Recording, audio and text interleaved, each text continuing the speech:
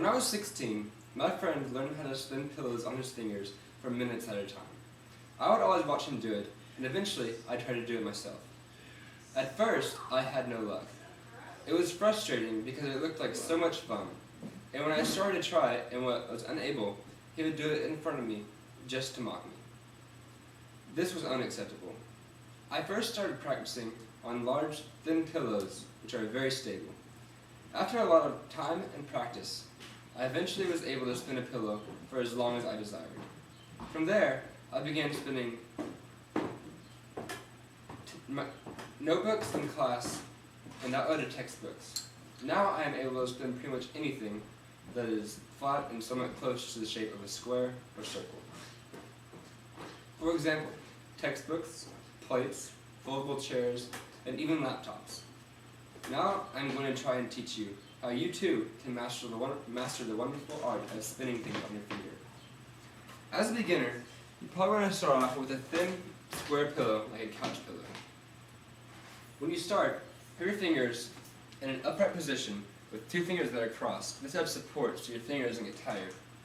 When you start, try to get the pillow to just spin smoothly on your finger without wobbling, like this. Once you get that down, let the pillow guide your finger around in circles so you have more control over it, and if it starts falling from one side to the other, you can control it and pick it back up. Once you have that down, try to keep the pillow spinning by adding a little force behind the circles that the pillow guides your fingers in. For example, like this.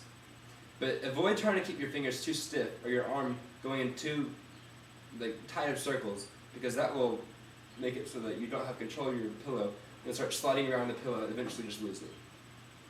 Also, don't try to spin the pillow too fast, because you'll get ahead of the pillow with your finger and you won't be able to get traction on the pillow like this. Once you mastered that, you'll be able to spin the pillow for as long as you want or until your arm gets tired. And after you learn how to do that, you can do other things with the pillow, like toss it into the air. When you try to toss the pillow into the air, you want to get the pillow spinning real fast and put your finger in the very center of the pillow and just toss it up in the air with one solid motion. When you catch the pillow, leave your fingers upright, but leave your arms limp and relaxed so that you will absorb the shock from the pillow hitting your finger, and you'll be smoother. Also, once you have that down, you can try to toss the pillow from one hand to the other. This is extremely difficult because it requires you to learn how to spin the pillow on both hands, which is double the work.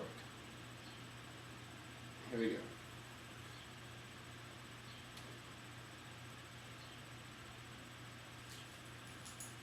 See? Also, after you learn how to do that, you can bounce the pillow on your finger, which is easier than tossing it between hands, because it still is just one hand. Once you've mastered all that, you can impress your friends any time of the day, because there's normally pillows around you. Other things you can spin, other than pillows, are plates. This is a metal plate. It's fairly easy to spin. It's harder to spin than a pillow because your finger doesn't stick to the plate very well as much as the pillow, because it's not mushy like a pillow is. And you can also spin a real plate, which be careful, they break. And then once you have that down, you can pretty much spin anything. And here's a hard-covered book.